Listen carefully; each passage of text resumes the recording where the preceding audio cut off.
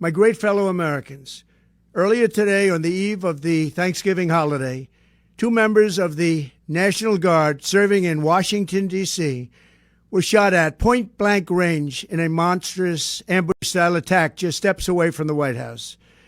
They had been deputized as part of the most successful public safety and national security mission in the history of our nation's capital, the D.C. Safe and Beautiful Task Force, which has achieved an unprecedented reduction in violent crime and crimes of all type. This heinous assault was an act of evil, an act of hatred, and an act of terror.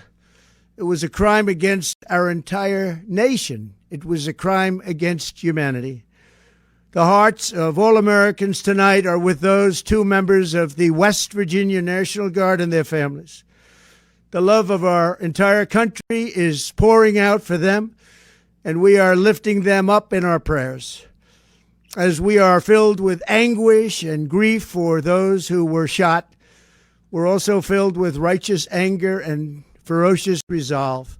As President of the United States, I am determined to ensure that the animal who perpetrated this atrocity pays the steepest possible price.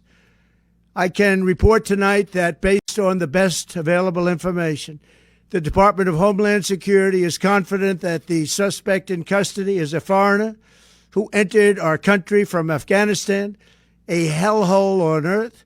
He was flown in by the Biden administration in September 2021 on those infamous flights that everybody was talking about. Nobody knew who was coming in. Nobody knew anything about it. His status was extended under legislation signed by President Biden, a disastrous president, the worst in the history of our country.